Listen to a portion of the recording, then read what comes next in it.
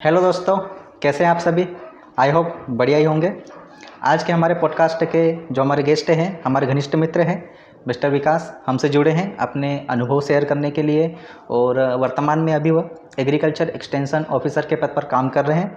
तो उनसे चर्चा करेंगे और कैसे खुद को डिसिप्लिन रखना है, कैसे खुद को मोटिवेट रखना है, क्योंकि हम एग्ज़ाम की तैयारी करते हैं किसी भी, तो ये बहुत सारी चीज़ें आती हैं हमारे सामने जिनको फेस करना रहता है हमको। तो इन्हीं मुद्दों पर हमारी बातचीत रहेंगे। तो बिना किसी देरी के साथ आइए हम शुरू करते हैं। तो भाई विकास, सबसे पहले तो अपने बारे में कुछ बता दीजिए दर्शकों को, अपने परिचय।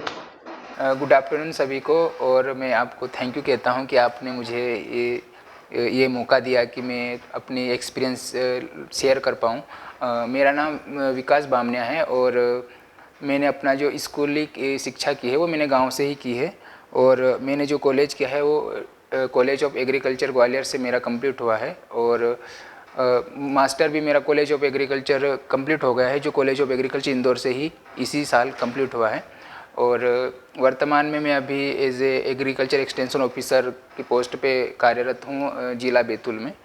और आपने इतना अच्छा मुझे मौका दिया तो मुझे बहुत अच्छा लगा कि आप पॉडकास्ट कर रहे हो, ताकि मैं अपनी कुछ मैंने कैसे अपना मतलब प्रिपरेशन की, कैसे कॉलेज लाइफ जो भी एक्सपीरियंस रहा, ताकि मैं लोगों को बता पाऊँ, अपने व्यूअर्स को, अपने प्यारे युवा लोगों को। और तो भाई सबसे पहले स्टार्ट करते हैं अपन। जैसा कि तुमने बताया अपनी कॉलेज लाइफ अपनी रही इंदौर से आपने किया है, तो हमारे जो दर्शक हैं, बहुत सारे युवा दर्शक भी अपने, उन्हीं के बारे में अपन मुद्दों पर बात करते रहेंगे। तो सबसे पहले तो कॉलेज लाइफ के बारे में बताओ, क्योंकि बहुत सारे व्यूअर्स हैं, उनकी भी यादें जो रिफ्रेश हो जाएगी कॉलेज लाइफ, क्योंकि हर किसी को पसंद होती है कॉलेज लाइफ। तो उस पर बातचीत करते हैं अपन कि कैसे क्या कॉलेज लाइफ रही, क्योंकि कॉलेज लाइफ में बहुत सारी चीज़ें चलती है। ठीक है, तो अपने ज़रा बताओ ज़रा। तो सबसे पहले कॉलेज में मेरा मतलब ग्वालियर से हुआ, तो मैं 2017 से मैं वहाँ एडमिशन हुआ था मेरा। और उसके बाद मैंने 2021 में पास आउट मेरा हो गया था। और कॉलेज लाइफ सबको ही पता है, बहुत अच्छा लगता है सबको। जैसे स्कूल हमारा ख़त्म हुआ, वहाँ जाते हैं तो हमारा पूरा वो मतलब माहौल ही चेंज हो जाता है। तो सबसे पहले मैं जब कॉलेज गया था, तो जैसे स्कूल में एकदम हिंदी मीडियम और एकदम गांव का माहौल, और जैसे ही शहर में जाते हैं तो थोड़ा अजीब सा लगता है, भाई हम कहाँ आ गए हैं।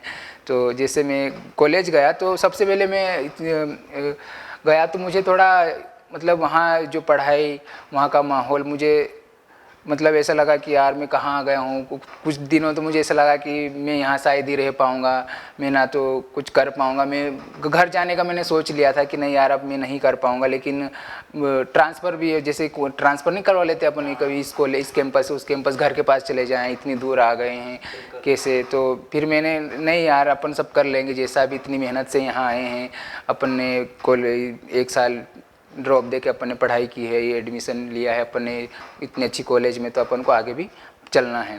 तो कॉलेज में तो हॉस्टल की कुछ यादें रहती है। फिर तो वही सबसे पहले तो हॉस्टल के बारे में बताओ, क्योंकि हॉस्टल लाइफ का जो रहता है ना, तो हर किसी का रहता है सपना कि, क्योंकि हॉस्टल में रहते हैं मैक्सिमम लड़के जो कि गरीब घर से आते हैं, उनका पहला ये रहता है कि बाहर जो रूम रेंट है, जैसे कि अपना इंदौर से रहा है, तो इंदौर में तो जो रूम रेंट रहता है बहुत चार्ज रहता है उसका, बहुत ज़्यादा महंगा रहता है। और हम गाँव से निकल के आते हैं जैसे, तो गरीब फैमिली से रहते हैं, मीडियम फैमिली से, तो रूम रेंट इतना नहीं दे पाते, तो क्या सोचते हैं हॉस्टल में रहते हैं। और हॉस्टल में तो सबका पता है, जो हमारे व्यूवर्स हैं उसमें भी कई लोग ऐसे होंगे जो हॉस्टल से रहे हैं। ठीक है, और हॉस्टल लाइफ मतलब कॉलेज लाइफ का सबसे बेस्ट पार्ट होता है हॉस्टल लाइफ, जहाँ पर आप अलग अलग लोगों से मिलते हैं, नए नए दोस्त बनते हैं आपके। ठीक है, दोस्त मतलब दोनों तरीके के दोस्तों की बात कर रहा हूँ यहाँ पर, लड़के और लड़कियाँ दोनों की बात कर रहे हैं। ठीक है, तो आप भी हमको कुछ बताइए हॉस्टल लाइफ के बारे में कि आपकी लाइफ कैसी क्या रही, हॉस्टल में कैसा क्या रहा आपका, कैसा माहौल रहता था। ठीक है, सबसे पहले हॉस्टल में तो आप बता ही रहे हैं कि हम अलग अलग लोगों से मिलते हैं, अलग अलग जगह से आए हुए लोग रहते हैं, तो अपन अलग अलग सोच के लोग हैं, तो अपन उनको सीखते हैं कि अच्छा ये ऐसे इस तरीके के। और हॉस्टल का सबसे बड़ा फ़ायदा ये है कि वहाँ पे आपको कुछ भी हुआ चाहे, तो आपके लिए, आपकी हेल्प के लिए हमेशा वहाँ पे खड़े रहते हैं, आपके सीनियर्स रहते हैं, आपके बैचमेट, सबसे पहले आपके बैचमेट मतलब रहते हैं, जो चाहे आपको आधी रात को कुछ भी हो जाए, चाहे बुखार आ जाए या कुछ भी हो जाए, तो हमें सिखाया, अपन को बताया जाता है कि सबसे पहले अपने बैचमेट ही सबसे पहले अपने हेल्पर होते हैं। कुछ भी हुआ तो अपने बैचमेट को बताओ। तो वो बैचमेट ही सबसे बड़ा साथी रहा 4 साल हॉस्टल में। और वो मतलब कि किसी भी प्रकार की, चाहे वो इकोनॉमिकल प्रॉब्लम हो या कुछ अपनी दूसरी बातें हों, जैसे हेल्थ हो गया या कुछ भी हो गया, तो हमेशा अपने लिए तैयार रहते हैं आधी रात को भी। और ऊपर सीनियर भी रहते हैं अपने, चाहे किसी भी प्रकार की प्रॉब्लम हो, चाहे कॉलेज में किसी प्रकार की दिक्कत हो, चाहे पढ़ाई से रिलेटेड हो, पढ़ाई के लिए हमें नोट्स अवेलेबल करवा देते हैं। और डिफरेंट कुछ भी मतलब पढ़ाई के लिए किसी भी प्रकार की हमें दिक्कत आए तो हम हमारे सीनियर से साझा कर सकते हैं। और हॉस्टल में सबसे बड़ा ये रहा कि मैं था हिंदी मीडियम का स्टूडेंट और वहाँ चलता था इंग्लिश मीडियम। तो मुझे मैं बहुत वीक, मतलब अपने आप को बहुत कमज़ोर समझता था। मैं गांव से गया तो मुझे ऐसा लगता था कि यार मैं कितना वीक हूँ कि यार यहाँ के मैं इंग्लिश मीडियम में क्या चल रहा है, कुछ समझ में ही नहीं आ रहा है। प्रोफेसर आते हैं, लेक्चर देके चले जाते हैं, चल क्या रहा है। बड़ा टेंशन आता था कि मैं कैसे सेमेस्टर निकालूंगा। सबसे बड़ी प्रॉब्लम मेरी फर्स्ट ईयर में यही थी कि मैं कैसे सेमेस्टर निकालूंगा, कैसे पढ़ूंगा, क्योंकि इंग्लिश मीडियम था, मैंने कभी पढ़ा नहीं है, हिंदी मीडियम से रहा, तो थोड़ी डिफ़िकल्टी होती थी। तो मैंने इस तरीके से फिर मैंने लगभग 2 साल तक मतलब हिंदी मीडियम से ही पढ़ाई की मैंने कॉलेज में। लेकिन धीरे धीरे ऐसा लगा कि यार अपन थोड़ा इंग्लिश मीडियम भी थोड़ा अपना इम्प्रूव करना चाहिए। तो मैंने सेकेंड ईयर, मतलब जैसे थर्ड ईयर चालू हुआ, मैंने दोनों कंबाइन मतलब इंग्लिश मीडियम से पढ़ना थोड़ा चालू कर दिया। तो सबसे बड़ा इस स्कूल में, कॉलेज में यही रहा कि इंग्लिश मीडियम की थोड़ी दिक्कत हुई थी।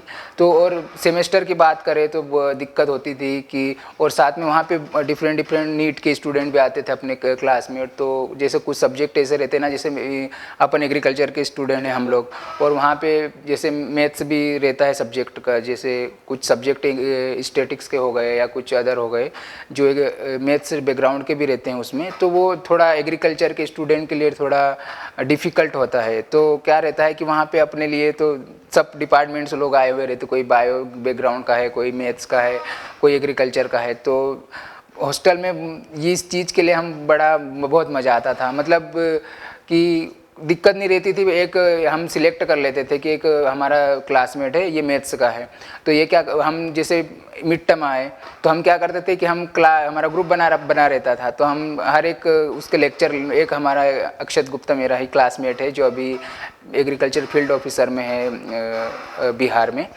तो अक्षत भाई भी सुन रहे होंगे ये पॉडकास्ट। पता नहीं, वो सुनेंगे। तो अक्षत गुप्ता जो था, और मेरे और भी बहुत सारे क्लासमेट हैं जो वो हमारा शेड्यूल बना रहता था। जैसे मिड टर्म हुआ तो हम क्लास, मतलब कि भाई आज 1 बजे क्लास है, 10 बजे क्लास है, सभी को एक रूम में इकट्ठा होना है। तो इस तरीके से हम पढ़ते थे। मतलब मिड टर्म हुआ या तो क्या, जैसे ये अपना क्लासरूम है तो वहाँ इकट्ठे हो गए, फिर वो एक बंदा पढ़ाएगा, सभी लोग नोट करें, क्योंकि हॉस्टल में वो सब लापरवाह रहते, किसी को कोई मतलब नहीं है। बस कोई बता दे कि हमें इतना मिल जाए, हम पढ़ ले, चाहे वो 1-2 पेज पढ़ा दे, इतना इम्पोर्टेंट पॉइंट लिखवा देता है हमारे मिड टर्म में, हम निकल जाए। तो इस तरीके से सभी लोग मतलब मिलजुल के पढ़ते थे, मिलजुल के रहते थे। और तो मतलब सब्जेक्ट भी हम निकाल लेते थे, ऐसा कोई दिक्कत नहीं आती थी। और मैं बहुत डरता था, तो मैं डर के मारे ज़रूर पढ़ लेता था। सबसे बड़ा मैं ये डरता था कि मैं सब्जेक्ट मेरा रुकना ना चाहिए। मैं डर के मारे खुद से ही पढ़ लेता था, चाहे मैं कैसे भी पढ़ूँ, नहीं मुझे पास होना है। तो मैं डर के मारे में पहले से सब्जेक्ट पढ़ लेता था, मैं यही करता था। पर भाई रहता है ना किसी का कि जैसे पढ़ाई तो होती है ठीक है कॉलेज में, वो तो अपने खुद को करनी रहती है और सभी करते हैं सब करते हैं। और लेकिन हंगामों की बात चलती है, क्योंकि जब हम कॉलेज लाइफ में जाते हैं तो पढ़ाई कम हो जाती है जनरली, क्योंकि और दूसरी चीज़ें भी बहुत होती थी, जैसे कि कुछ बर्थडे हुआ तो बर्थडे तो मतलब एक दिन छोड़ के कभी कभी रोज आता था, कभी कभी दोनों के आते थे। तो वही बर्थडे, बस पढ़ाई वढ़ाई तो ठीक है, बस वही आज इसका बर्थडे है, आज इतने पैसे इकट्ठे करो, अरे आज तो डीजे लगाना है, आज तो नाचना है, तो बस यही करना है। रात भर नाच रहे हैं, केक काट रहे हैं, कोई थोड़ा वो भी चलता है, सब चलता है, मतलब सब मौज मस्ती चलती है हॉस्टल में। तो ये फिर नाचा, फिर कूदा, फिर मतलब अपने सीनियर फर्स्ट ईयर में जाते हैं तो थोड़ा आपको पता होगा कि थोड़ा वो रहता है कि दर्शक समझ गए कि सीनियर भी हमें थोड़ा बताते हैं कि हमें अपना थोड़ा, हम स्कूल से जाते हैं तो अपना उस तरीके से अपन ओपन नहीं रहते हैं कि थोड़ा 4 लोगों के साथ सामने बोल नहीं पाते हैं। तो वहाँ यही चीज़ें सिखाई जाती है। हमारे सीनियरों ने भी हमें बहुत कुछ सिखाया है कि हमें किस तरीके से लोगों के सामने बोलना है, कैसे कॉलेज में कोई पूछे तो अपना जानकारी कैसे देना, इंट्रोडक्शन देना है, अपनी चीज़ें अपनी बारे में कैसे बताना है, खुद के बारे में, ये सभी चीज़ें। और सीनियर ने हमेशा हेल्प की और सीनियर हमेशा अच्छा ही सिखाते थे और बड़े भाई की तरह ट्रीट करते बड़े भाई की तरह। और आज भी हमारे सीनियर हमसे जुड़े हैं और वो भी हमसे जुड़े हैं, ताकि कोई भी प्रॉब्लम इन फ्यूचर में, क्योंकि हम एक परिवार हैं, तो इन फ्यूचर में कभी भी हम एक दूसरे से मिल सकते हैं और मिलते हैं, ऐसा नहीं है, कहीं ना कहीं मिलते ही हैं।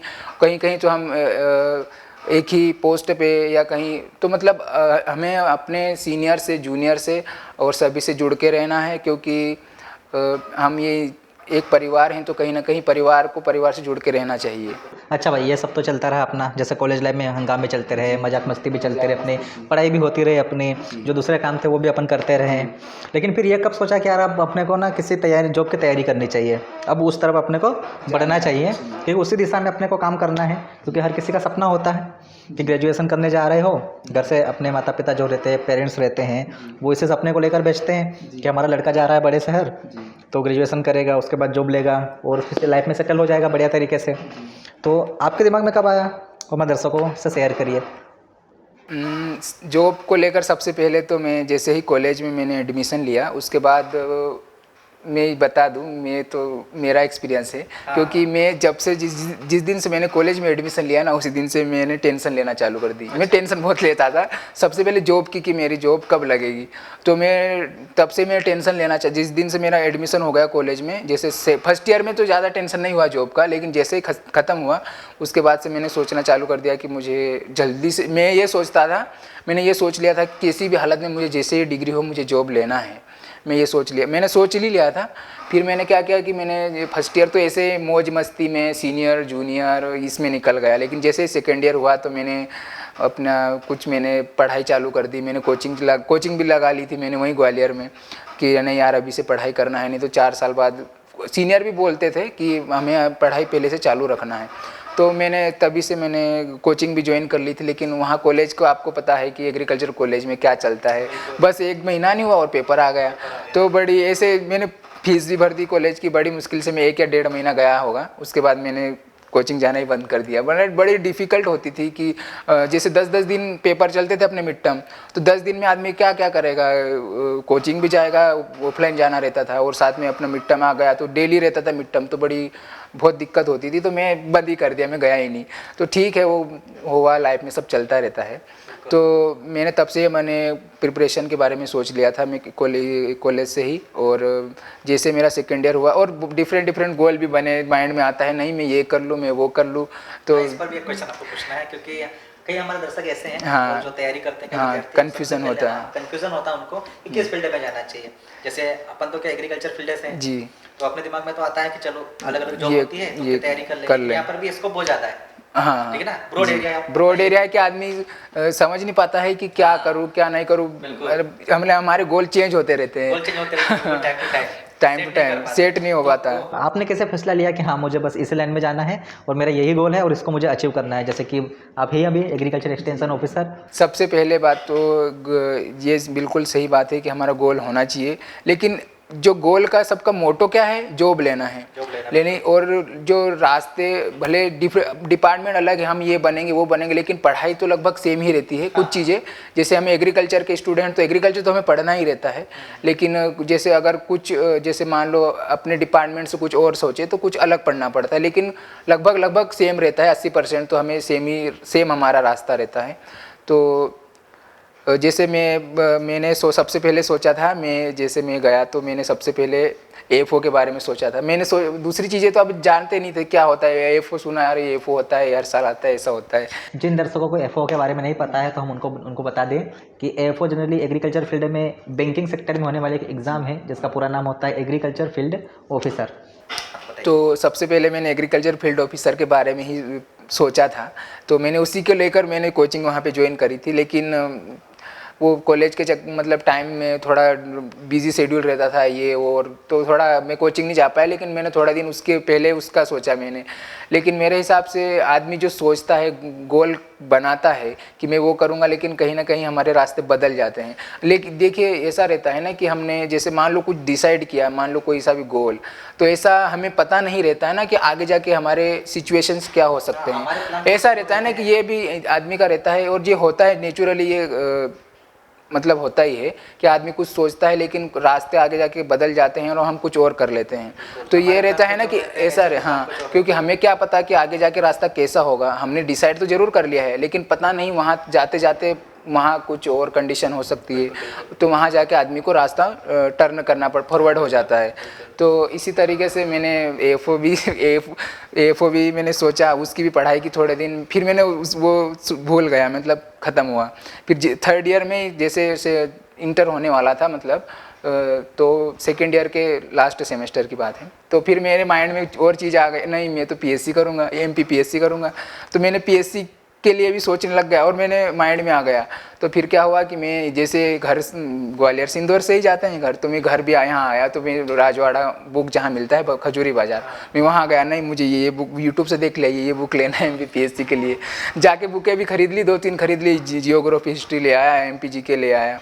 तो थोड़े दिन वो उसकी भी पढ़ाई की, लेकिन फिर वो भी मतलब कुछ ही दिन पढ़ा मैं, फिर मैंने वो छोड़ दिया। वो भी जो रहता है नहीं, छोड़ा नहीं, मतलब वही पढ़ाई कॉलेज के माहौल में, फिर वो मतलब 2 गोल हो गए मेरे, उसके छूट गया, छूटा नहीं, मतलब हाँ उसी तरीके से। तो फिर वो हुआ, उसके बाद थोड़े दिन मैंने उसकी पढ़ाई भी की, लेकिन जैसे थर्ड ईयर हुआ, तो थर्ड ईयर का सेकेंड सेम था और लोग कोरोना आ गया था, उस टाइम की बात है ये।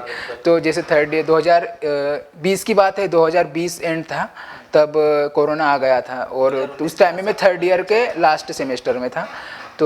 तो छठे सेम की बात है, मतलब तो उस टाइम पे फिर मेरे माइंड में, और मैंने ये भी सेट कर रखा था पहले से, जिस दिन मैंने यूजी में एडमिशन ले लिया कि मुझे मास्टर डिग्री करना है, एमएससी करना ही है, किसी भी हालत में मैंने सोच लिया था, क्योंकि लोग बोलते थे कि मास्टर भी कम होना हमारे लिए बहुत ज़रूरी है। तो मैंने पहले से माइंड भी सेट कर रखा था कि मुझे मास्टर भी करना है। तो मैं क्या सोचा, मैंने थर्ड ईयर से सोचने लग गया। फिर मैं क्या, हमारे कॉलेज में एक मिस्टर दांगी सर थे हमारे, जो सीनियर हैं, मोस्ट सीनियर हैं, जो अभी खंडवा कॉलेज में प्रोफेसर हैं अभी। तो उन्होंने वो जनरल एग्रीकल्चर की क्लास लिया करते थे हमारे कॉलेज में ही, तो हम वहाँ पढ़ने जाया करते थे। तो वो थोड़ा हमारे जीआरएफ के बारे में बताते थे कि जीआरएफ ऐसा है, तो ये कर लो तो थोड़ा आपको स्कॉलरशिप मिल जाएगी, तो आपको थोड़ा घर से थोड़ा डिपेंडेंसी कम हो जाएगी। तो इस तरीके से फिर मैंने जीआरएफ के बारे में मैंने फिर सोचा कि यार जीआरएफ भी अच्छी बात है। मैंने ये सोचा कि मास्टर तो करना ही है, तो अपन ये ना कर ले कि अपन अच्छी पढ़ाई करके अच्छे कैंपस में एडमिशन ले ले और साथ में स्कॉलरशिप भी ले ले, तो वहाँ पे अपने दो फायदे, अच्छा कैंपस भी हो गया और स्कॉलरशिप मिल जाएगी, तो अपना और अच्छा, और पैसों की प्रॉब्लम भी और डिग्री भी हो रही है। तो मैंने इस तरीके से फिर मैंने थर्ड ईयर हुआ, लोग तीसरा गोल मतलब जैसे ही मतलब थर्ड ईयर मेरा छठा सेम चल रहा था, तो मैंने वहाँ से फिर मेरा माइंड में जीआरएफ आ गया। तो मैंने सोचा यार जीआरएफ कर लेता हूँ। तो मैंने क्या किया, फिर मैंने जीआरएफ की प्रिपरेशन उसी दिन से चालू कर दी। उसी दिन गया, वहाँ बाज़ार में गया, मेरे क्लासमेट थे मिस्टर पवन ठाकरे, वो भी पहले से तैयारी कर रहा था और उसने मतलब कर ही रहा था जीआरएफ की तैयारी वो भी। तो उसको देख देख के मैंने भी मतलब मेरे को भी लगा कि यार पढ़ाई करना चाहिए, मैं ये कर सकता हूँ। तो वैसे मेरे माइंड में आया, उसी दिन मैं गया बाज़ार में और मार्केट गया वहीं पे, और मैंने बुक ले आया जीआरएफ के लिए, ये बुक पढ़ना है। उसी दिन से मैंने पढ़ाई चालू कर दी। लॉकडाउन स्टार्ट हो गया था उस टाइम की बात है ये, और 2020 से मैंने पढ़ाई चालू कर दी थी जीआरएफ के लिए। थर्ड ईयर जैसे ही ख़त्म हो वैसे तो मैंने फिर वहाँ जीआरएफ की पढ़ाई चालू कर दी। फिर मैंने लगभग जीआरएफ की पढ़ाई ऐसे नहीं, फिर लगभग मैंने 1.5 साल तक पढ़ाई करी। फिर लॉकडाउन में वहाँ से फिर भगा दिया गया कि नहीं अब सब हॉस्टल बंद है, ये है वो है। घर आ गया फिर मैं, तो मैं वहाँ पे मैंने पढ़ाई की वैसे लगभग। फिर अपन घर आ गए, लॉकडाउन ख़त्म हुआ, तो फिर भी मैंने अपनी पढ़ाई कंटिन्यू रखी कि नहीं मुझे जीआरएफ में अच्छा रैंक हासिल करना है और मुझे स्कॉलरशिप वाली ही सीट लेना है। तो पढ़ाई करता रहा, लगभग बहुत पढ़ता था मैं। मेरे को अभी भी अगर मेरे क्लासमेट ब्रॉडकास्ट देखेंगे तो मुझे ज़रूर हंसेंगे। ये करता ही क्या था, पढ़ता ही रहता था। मजाक वाली बात है, हाँ, खुश जरूर होंगे सभी। हाँ, खुश जरूर होंगे। और मैं बहुत पढ़ता था, मुझे हमेशा चिढ़ाते थे, ये तो बस पढ़ता ही रहता है बंद कमरा करके। तो मैं ऐसे ही करता था, मैं ज़्यादा कुछ मतलब घूमने गए कहीं गए तो मैं बहुत कम जाता था। मैं क्या करता था, कमरा बंद करके, जिस दिन से जीआरएफ की चालू में पढ़ाई करता था, बस रूम में बैठ के अपनी पढ़ाई करना है। मिनिमम 8 घंटे में पढ़ता ही था जीआरएफ के लिए। मैं यही सोचता था कि मुझे किसी भी हालत में अच्छा कैंपस लेना है ऑल इंडिया में, चाहे वो मैं ये वो बात की बात है। मैं वो बोलते हैं ना कि आगे जाके रास्ता चेंज हो जाता है, तो उसी तरीके से मैंने पढ़ाई की। मैं सोचता था मैं ARI जाऊँगा या फिर पंतनगर जाऊँगा या अच्छा कैंपस लूँगा। तो इसी तरीके से मैं पढ़ाई करता रहा। लॉकडाउन आ गया, फिर मैं घर आ गया, मतलब 2022 की 21 की ही बात है। तो जो उस टाइम पे मैं घर आ गया, फिर मैं अपने ही तहसील में रहने लग गया रूम से, और अब एग्रीकल्चर के मेरे दोस्त थे उनके साथ रहा मैं। तो वहाँ पे भी मैं अपने जीआरएफ की पढ़ाई मैंने कंटिन्यू रखी। मेरे को मतलब मैंने जीआरएफ की पढ़ाई करी तो मुझे इतना ऐसा लगा कि यार इतनी मेहनत तो मैंने पीएटी के ड्रॉप में भी नहीं की, इतनी पढ़ाई कर ली मैंने। मतलब इतना पढ़ा कि एक लाइन टू लाइन पढ़ना है, क्योंकि वहाँ आप जीआरएफ के बारे में लगभग जानते होंगे स्टूडेंट, और नहीं भी जानते होंगे तो आप जान सकते हो। हाँ, तो उनको सबको पता है। तो मैं इसी तरीके से मैंने 1.5 साल बहुत पढ़ाई की। मैंने इतनी पढ़ाई मैंने ना तो कंपटीशन के लिए की होगी, ना ही मैंने पीएटी में की। तो इतनी पढ़ाई मैंने जीआरएफ में ही की थी कि नहीं मुझे करना है। तो मैं जैसे घर भी जैसे लॉकडाउन में अपने ब्लॉक में रहा, तो वहाँ पे भी मैंने अपनी पढ़ाई कंटिन्यू रखी। उसके बाद ऐसा हुआ कि जीआरएफ और इस टाइम एग्ज़ाम भी पोस्टपोन होते जा रहे थे। तो मैंने क्या करा कि जब एग्ज़ाम के 2-3 महीने पहले मैं घर चले गया। जैसे एग्ज़ाम हुआ था सितंबर में, अभी भी मुझे याद है, ये जीआरएफ का इस सितंबर में हुआ था, और मैं जुलाई अगस्त में घर चले गया था। तो फिर घर गया तो मेरा तो माइंड ही मतलब पूरा हो गया पूरे। फिर घर जाके वही, अरे घर की कंडीशन देख के आदमी का अलग ही माइंड हो जाता है। अरे यार मैं ये क्या कर रहा हूँ, मैं हायर एजुकेशन की पढ़ाई कर रहा हूँ, मुझे तो अभी जॉब की ज़रूरत है। ये लगता है कि यार अभी तो मुझे जॉब लेना है, मैं ये क्या, वैसे भी लगने लग गया। जैसे मैं घर गया तो मैं ये सोचने लग गया कि, और फिर ऐसा लगा कि यार सही बात है यार, ये तो पहले जॉब ज़रूरी है, फिर इतनी पढ़ाई अपन और भी कर लेंगे, लेकिन पहले जॉब ज़रूरी है, अपनी सिक्योरिटी ज़रूरी है, ताकि अपन को घर से फैमिली को सपोर्ट, और वो भी मतलब कहाँ तक अपने पीछे। तो ऐसा लगता था। तो मैं वहाँ गया, और सबसे अच्छी बात ये बताऊँ, जैसे जीआरएफ का पेपर, जैसे जुलाई अगस्त की बात कर रहा हूँ, उस टाइम पे नोटिफिकेशन आ चुका था, RHO का नोटिफिकेशन आ चुका था, जो 2021 में एग्ज़ाम हुई थी उसका नोटिफिकेशन आ गया था। तो तब मैं ये सोचने लग गया, और सीटें लिमिटेड थी 150-200 जो भी थी। तो मैंने सोचा यार अब मैं क्या करूँ, मैं इसकी तैयारी करूँ कि मैं इसका करूँ।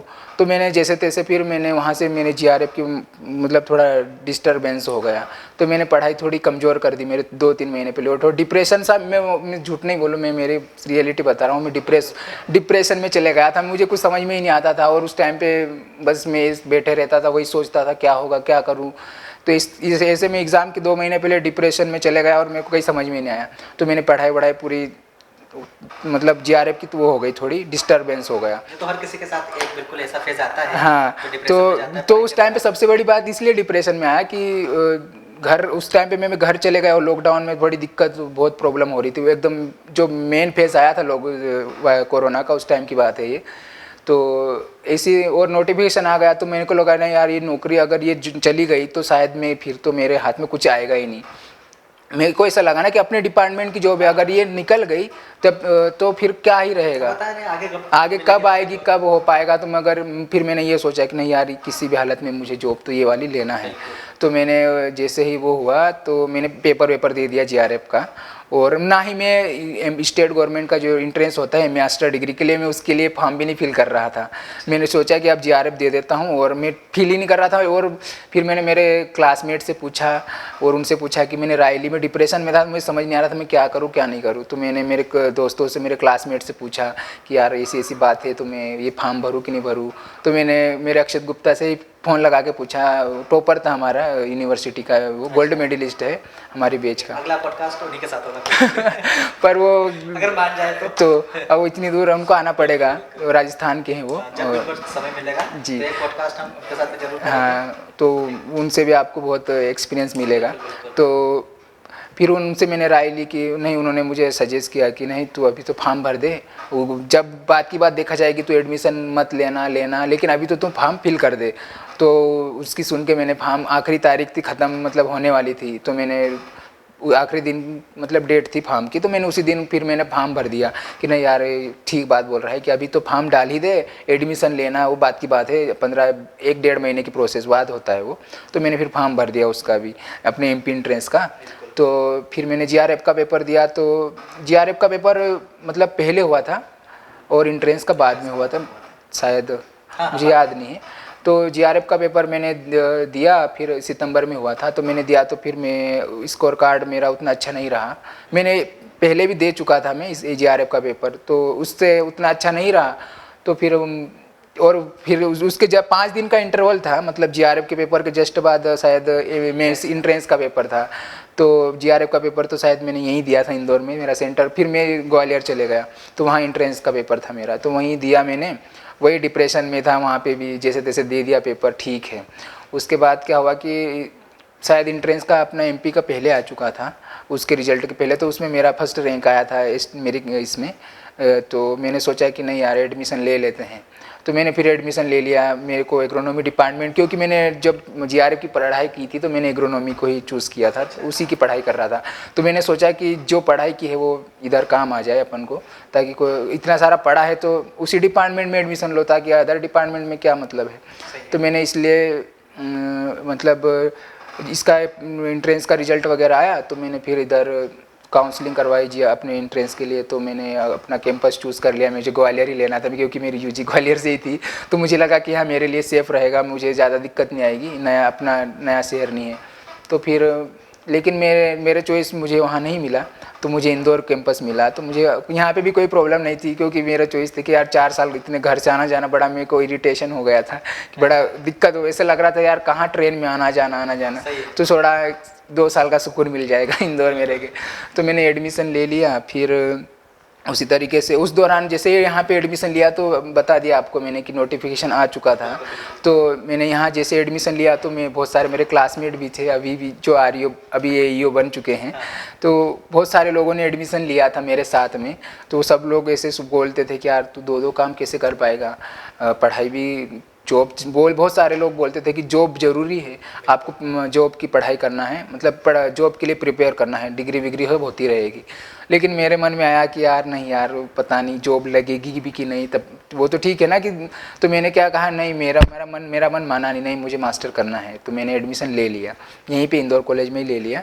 2021 की बात है ये, लॉकडाउन की वजह से थोड़ा लेट एडमिशन नवंबर-दिसंबर में हुआ था 2021 में।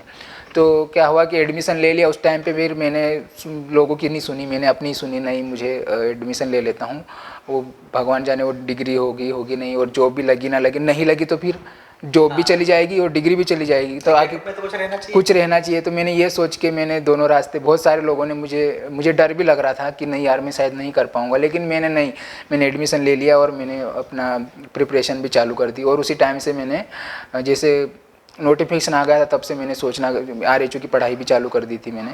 तो मैंने एक कोर्स परचेज़ कर लिया, मतलब यूट्यूब से देखता रहता था मैं, और तब से एग्रीकल्चर तो मैं खुद से पढ़ लेता था। मैंने कुछ लेक्चर जैसे सीसेट हो गया, मैथ, रीजनिंग, इंग्लिश, हिंदी और कुछ जीके वीके रहता था, मैं यूट्यूब से पढ़ लिया करता था। तो वही मैंने तब से प्रिपरेशन अपनी चालू कर दी, और इसी तरीके से पढ़ता रहा तो डिग्री भी हो गई। और मतलब एग्ज़ाम हुआ था उस टाइम पे, फिर मेरा आरएचओ में सिलेक्शन हो गया था।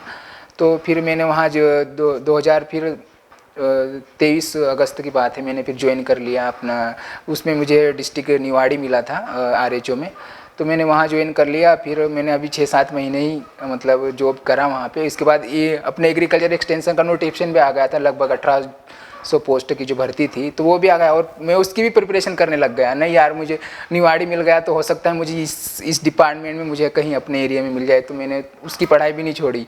नहीं, मैंने सोचा कि यार इसकी मैं डिग्री के मेरी चली ही रही थी, मतलब उस टाइम पे भी अपना मास्टर चल रहा था। तो मैंने क्या सोचा कि नहीं यार अब इसका भी पेपर अपन को देना है, और अगर इसमें अपन को आसपास कहीं मिल जाए तो अपन उधर स्किप करके इधर आ जाएंगे। अपना वही था क्योंकि बड़ा अच्छा नहीं लगा, घर में मैं भी अकेला हूँ, मम्मी पापा भी अकेले हैं बेचारे, तो मुझे अच्छा नहीं लगता था। फैमिली में अपना एकदम उनको भी अकेलापन न लगे करके मैं थोड़ा घर के पास रहना चाहता था, कि अपन को फैमिली के साथ भी थोड़ा बहुत टाइम स्पेंड करना चाहिए, क्योंकि अपन बड़े जब से हुए, जब से घर से दूर निकल गए और उनके लिए कोई दूसरा रिप्लेसमेंट, जैसे एक भाई रहे घर पे, तो उनको ऐसा कमी नहीं होती कि यार अपने घर ऐसा। अब मैं अकेला आया हूँ तो उनको ऐसे थोड़ा कमी सा लगे, तो मैंने सोचा कि अपन थोड़ा घर के पास आ जाएँ। इसलिए मैं पढ़ाई, जैसे कि मेरा ज्वाइनिंग हो गया था और एग्ज़ाम भी उसी टाइम पे हुआ, ज्वाइनिंग भी उसी टाइम पे, जैसे AEO का जो अभी भर्ती हुई उसका भी पेपर उसी टाइम पे था और मेरी ज्वाइनिंग डेट भी उसी टाइम पे थी।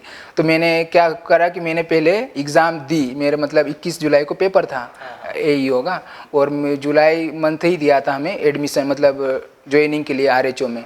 तो मैंने क्या करा कि नहीं, मैं पढ़ रहा था तो मैंने सोचा कि मैं पेपर दे के अच्छे से जाता हूँ, उसके बाद में ज्वाइनिंग लेने चले। तो मैंने क्या सोचा कि मैंने पेपर दिया 21 जुलाई को बढ़िया, और पेपर दे के जैसे ही आया एकदम जल्द, क्योंकि 30 तारीख तक डेट थी हमारी ज्वाइनिंग की, तो मैं जैसे ही पेपर दिया भोपाल से आया, जस्ट यहाँ आया सीधे, फिर मैं निवाड़ी चले गया।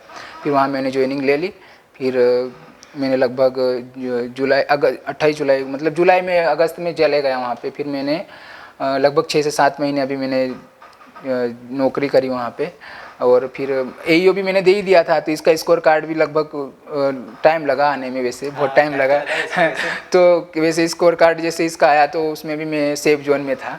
तो मेरे को लगा कि ठीक है यार, अच्छे नंबर आए हैं तो हो सकता है अपन को काउंसलिंग में भगवान करके कहीं आसपास अपने मिल जाए तो अच्छा रहेगा, आ जाएंगे। तो फिर उसका रिवाइज रिजल्ट भी आया था बाद में, वो कुछ उनका NCC वाला, तो फिर वो रिवाइज रिज़ल्ट आया तो ठीक, उस पर भी मैं सेफ जोन में ही रहा। तो मुझे लगा कि फिर काउंसलिंग करवाई तो इसमें भी मुझे मतलब बैतूल डिस्ट्रिक्ट में मुझे अलॉटमेंट हुआ। तो मैंने लगा अच्छा यार ठीक है, मतलब खंडवा खरगोन से ज़्यादा दूर नहीं अपना, तो खुशी वाली बात हो गई तो मतलब ऐसा लगा कि ठीक है यार, एक प्लस पॉइंट रहा है वहाँ से आने का। फिर मैं मतलब वहाँ पे विभाग को मैंने सूचित कर दिया कि यार ठीक है, मुझे अच्छा लगा तो मैं चले जाऊँगा। तो वह फिर वहाँ पे दूर था निवाड़ी, थोड़ा बहुत दूर लग रहा था, और घर वालों को भी अच्छा नहीं लग रहा था यार, इतनी दूर आना जाना बड़ा मुश्किल होता था। तो फिर मैंने वहाँ पे रिजाइन कर दिया, और फिर मैंने डिस्ट्रिक्ट बैतूल में मैंने एग्रीकल्चर एक्सटेंशन ऑफिसर के लिए मैंने अभी ज्वाइन कर लिया है, और वहीं पे अभी कार्यरत हूँ मैं। आप और हमारे व्यूअर को ये बताइए, जो हमारे दर्शक है, देखो जब हम एग्ज़ाम की तैयारी करते हैं जी, हर किसी को ये प्रॉब्लम आती है कि डिसिप्लिन के साथ पढ़ नहीं पाते जी, मोटिवेशन उनको बार-बार चाहिए है ना, बीच में क्योंकि डिस्टर्बेंस भी आ जाता है, डिस्टर्बेंस आता है, पढ़ाई के दौरान चलते रहते हैं, तो और भी चीज़ें चलती रहती है साथ में। जी जी, प्रेशर भी रहता है कि नहीं यार जॉब लेना है, फैमिली का प्रेशर अलग रहता है, खुद सोसाइटी का प्रेशर भी अलग है, और खुद के फ्यूचर का टेंशन अलग है कि मैं क्या करूँ, क्या होगा नहीं हुआ एग्जाम में, जी जी, तो फिर आगे चल कर कैसे क्या कर पाएंगे जी। तो आप ये बताइए कि जब ऐसा कुछ होता है, जब डिप्रेशन में जाते हैं, स्ट्रेस आता है, तो उससे कैसे हम बाहर निकलें और कैसे अपने पढ़ाई को बिल्कुल डिसिप्लिन के साथ आगे बढ़ाए, कंटिन्यू रखें, वो दर्शकों को बताइए, क्योंकि आपने भी ऐसे किया जी, जैसे आपको बताया आपने अभी जी, कि आप भी डिप्रेशन में गए थे टाइम पर, जी मैं भी गया था, तो कैसे उससे बाहर निकले, जरा उसको साझा किए। देखिए ये तो नॉर्मली होता ही है, हमारा ह्यूमन लाइफ ही है कि यहाँ तो सब चीज़ें होगी। तो जब पढ़ाई के टाइम में मैं एकदम सबसे पहले आपको ये बात बता दूं कि मैं एकदम एवरेज स्टूडेंट था, ना ही मैं अच्छा पढ़ने वाला था, एकदम ना ही टॉपर रहा कहीं। और मैं थोड़ा अपने बोल दूं तो मैं थोड़ा मैथ्स वगैरह में मैं थोड़ा बहुत कमज़ोर रहा करता था, तो मुझे डर लगता था यार मैं मैथ्स मेरे से हो नहीं पाएगा, डर लगता था। तो और बात करें प्रिपरेशन की, डिप्रेशन की, तो डिप्रेशन में आदमी वो तो ठीक है, वो दिक्कत होती है, आदमी को पढ़ाई करता है तो कभी घर का प्रॉब्लम है, कभी पैसों का दिक्कत है, कभी और अपनी फ्यूचर अपनी खुद की पर्सनल चीज़ें रहती है कि यार मैं क्या करूँगा, मेरा ऐसा होगा ये होगा। तो डिप्रेशन के लिए मैं यही कहना चाहूँगा कि डिप्रेशन मेरे हिसाब से हमारे लिए मतलब नुकसानदायक ही रहेगा, कहीं ना कहीं वो हमारे लिए बेनिफिशियर नहीं रहेगा कहीं ना कहीं। तो डिप्रेशन में मैं लोगों से राय मैंने लाया, जैसे मैंने आपसे बता ही दिया पीछे कि जब मैं डिप्रेशन में था तो मैं मेरे क्लासमेट अपने दोस्तों से पूछता था कि, और उस दोस्तों से भी उनसे पूछना है अच्छा। जो आप जिन पे बिलीव करते हो, जो अपना भाई जैसे हैं? नहीं, मेरे क्लासमेट तो सभी भाई जैसे हैं, वो कभी आपके क्लासमेट मुझे नहीं लगता होगा आपका कभी बुरा सोचेंगे, कोई भी नहीं सोचेगा, और अच्छे हैं, अपने भाई के भाई से बढ़ के रहते हैं वो। तो मैंने उसी तरीके से अगर आप कहीं सी प्रॉब्लम है तो आपको किसी से राय लेना है, ताकि हम, क्योंकि हम डिप्रेशन में रहते हैं तो आदमी कुछ पता नहीं अपने आप में क्या पे के सोचता ही रहता है, तो उसको और मतलब गहराई में जाता रहता है, वो उस पर सोचता रहता है। तो अपन को ऐसा है कि कोई अच्छा अपना दोस्त हो, मित्र हो या फ्रेंड हो, तो अपन उससे थोड़ा राय ले सकते हैं कि यार नहीं ऐसी ऐसी बात है, खुल के बताओ उनको, तो वो उनको कुछ सूझे तो वो अपन को सुझाव दे के मजाक उड़ाते हैं दोस्तों में चलता है इतना तो। हाँ वो चलता है, लेकिन मैंने सभी को मेरी ऐसी ऐसी बात बताई तो हमेशा मेरे मतलब क्लासमेट ने, मेरे दोस्तों ने हमेशा मुझे सपोर्ट किया। तो डिप्रेशन नहीं जाना है, मैं तो कहता हूँ मैं गया, लेकिन मैं चाहता हूँ कि कोई और ना जाए, और सबसे पहले अपना काम करे, अपनी पढ़ाई करे, अपना जो भी काम हो। मैं पढ़ाई ही नहीं, पढ़ाई तो करना ही करना है, लेकिन मैं सभी बैकग्राउंड के लोगों के लिए बोल रहा हूँ, चाहे वो पढ़ाई हो, चाहे आपका कोई बिजनेस हो, चाहे वो फिर आपका एनीथिंग कोई भी काम हो, तो आपको अपना काम अच्छे से करना है, ईमानदारी से करना है और पेशेंस से करना है और कंटिन्यूटी करना है। तो आप ज़रूर, आपके काम हो या आपकी पढ़ाई हो, आपका बिजनेस हो, तो आप अच्छा करोगे इन फ्यूचर में। तो यही कहता हूँ कि हम सबसे पहले डिप्रेशन नहीं लेना है, बस ये सोचिए कि आप उस काम को बाहर कैसे निकलना है, मेरे पास और दूसरा रास्ता क्या हो सकता है। तो जिस तरीके से मेरा हुआ, मैंने ऐसा ही किया कि मैं जैसे जीआरएफ मेरे लिए बहुत, मैं रात भर उसके बारे में सोचता था जब मैं पढ़ाई करता था। ओवर थिंकिंग बहुत करता था, अरे यार मेरे को किसी भी हालत में ऐसा करना है, वो करना है। लेकिन आज मैं मतलब जीआरएफ की वहाँ नहीं गया, लेकिन मैंने स्टेट गवर्नमेंट के जैसे मैं इसमें मैंने एडमिशन लिया, तो मुझे कभी कभी ऐसा लगा कि नहीं यार, मतलब जो होता है वो अच्छे के लिए होता है। तो यहाँ आके मुझे पढ़ाई करने का टाइम मिल गया, मतलब थोड़ा मैंने कॉलेज के साथ में अपनी पढ़ाई भी कर ली। लेकिन जैसे बाहर जाता तो वहाँ मुझे फिर ऐसा लगता कि मतलब दूसरे स्टेट में जाता पढ़ाई करने के लिए, तो मतलब मुझे फिर तो ऐसा लगता कि मेरे को पढ़ाई करने का टाइम ही नहीं मिलता। वहाँ जाके एडजस्ट होता, नए दोस्त बनते, नए यार, मतलब सभी माहौल को एक्सेप्ट तो करना पड़ता है, तो टाइम लगता है। और जीआरएफ में जाओ तो वहाँ थोड़ा एजुकेशन जो एकेडमिक सिस्टम है वो भी थोड़ा अलग रहता है, यहाँ पे थोड़ा अलग है अपने स्टेट में। तो इसलिए मुझे ऐसा लगा कि नहीं यार, जो भी हुआ मेरी लाइफ में लेकिन ये मैं एक्सेप्ट करता हूँ कि जो भी होता है वो अच्छे के लिए होता है। तो ये चीज़ मैंने एक्सेप्ट करी और मैंने सोचा कि अच्छा हुआ कि मैं वहाँ नहीं गया, मैंने यहाँ एडमिशन ले लिया। तो फिर उसी टाइम पे मैंने पढ़ाई की और मेरा इधर AEO में सिलेक्शन हुआ, RHO में सिलेक्शन हुआ। तो मुझे अच्छा लगा, ठीक है यार। और मैं ये सोचता था अच्छा हुआ यार कि मैं वहाँ नहीं गया, नहीं तो वहाँ बहुत खर्चा भी होता है। तो मेरा क्लासमेट जिसको देख के मैंने सीखा जीआरएफ की पढ़ाई, तो आज वो मतलब पंतनगर में था, उसकी अच्छी रैंक थी, लगभग टॉप लगभग 13वीं रैंक थी उसकी ऑल इंडिया में। तो उसको पंतनगर मिला था, लेकिन मुझे नहीं मिल पाया। तो मेरे को कोई दिक्कत नहीं, मुझे कोई बुरा भी नहीं लगा, मुझे अच्छा लगा कि भाई मेरा क्लासमेट तो गया कम से कम, तो उसको पंतनगर मिला। और उसने अभी मतलब वहाँ जाओ तो वहाँ फिर आपको कॉलेज की ही पढ़ाई करना है, क्योंकि वहाँ बहुत एकेडमिक थोड़ा अलग रहता है, तो वहाँ पे टाइम नहीं मिल पाता दूसरी चीज़ें करने का। लेकिन यहाँ मैंने जैसे तैसे कॉलेज को भी एडजस्ट किया, कहीं सेमेस्टर की पढ़ाई आती थी तो मैंने पढ़ाई कर ले निकाल के पढ़ता है टाइम निकाल के। लेकिन उसी तरीके से मैं बोल रहा हूँ कि डिप्रेशन नहीं लेना है और अपन को दूसरे रास्ते खोजना है कि मैं इस रास्ते से ये कर सकता हूँ। मैं सबसे बड़ी बात यही है। और कभी भी ज़िंदगी में वो नहीं होना, हताश नहीं होना है कि नहीं यार मैं वो करना चाहता था लेकिन मैं नहीं कर पाया। वो कहीं ना कहीं आपके लिए अच्छा ही होने के लिए होता है। मैं तो यही आपके पास है, हाँ उसी में खुश रहिए, लेकिन ऐसा नहीं लगे रहिए और लगे रहिए ना। तो अपन ये सोचेंगे कि नहीं, हम ये सोचेंगे कि नहीं यार कुछ न कुछ होगा ही, भगवान करेंगे, लेकिन नहीं, अपन को करना लगे रहना है। तो ईश्वर जो चाहेगा वो आपको कहीं ना कहीं ले जाएगा। नहीं अपन बैठे रहेंगे, बैठे कि भाई तू तो कर, तब मैं तुझे कहीं रास्ता दिखाऊं। तो इसी तरीके से कि अपन को लगे रहना है और डिप्रेशन नहीं लेना है और अच्छे से अपने गोल पे और अपने काम को लगे रहना है और ईमानदारी से करना है।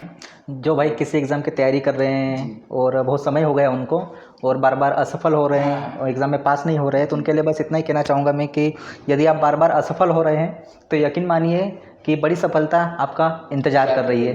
तो अपने काम में मगन रहिए, लगन से के साथ करिए और बस लगे रहिए, जैसा हमारे साथ विकास। बस मैं यही चाहता हूँ और क्या बताऊँ आपको मैं। और जब मैं सबसे बड़ी डिफ़िकल्टी मुझे उस टाइम पे हो रही थी जब मैं मास्टर डिग्री मेरी चल रही थी। और आपको पता है स्टेट आप की एग्ज़ाम जो हमारी थी वो 4 बार पोस्टपोन्ड हुई थी। शायद RHO की एग्ज़ाम भी पोस्टपोन्ड हुई थी और इसकी भी हुई थी, AEO की भी 2 बार हुई थी और RHO की एग्ज़ाम भी पोस्टपोन। तो एक बहुत बार ऐसा हुआ था कि एग्ज़ाम डेट में ही मेरे अपने कॉलेज के पेपर भी हुआ करते थे, तो मैं बहुत टेंशन लेता था मैं कैसे करूँगा यार। और थ्योरी के पेपर रहते थे, मतलब एक बार तो थ्योरी का पेपर फंसा और एग्ज़ाम का डेट हुआ फिक्स, लेकिन वो जैसे ही पोस्टपोन हो गया फिर एग्ज़ाम। मतलब मैं ये सोचा कि यार मैंने कैसे पेपर भी थ्योरी का पढ़ना है और साथ में अपना, तो मैं दोनों चीज़ें टेंशन ज़रूर रहती थी माइंड में कि नहीं यार करना है और दोनों चीज़ें लेके चलना है। क्योंकि एग्रीकल्चर तो लगभग दिक्कत नहीं देता था मुझे, क्योंकि यही पढ़ रहा था वही वहाँ भी पढ़ना था। लेकिन जैसे ही अपना सब्जेक्ट हो गए दूसरे जो 50% अपने आते हैं, मैथ, रीजनिंग, इंग्लिश, क्योंकि इनको तो अलग से पढ़ना ही पड़ेगा।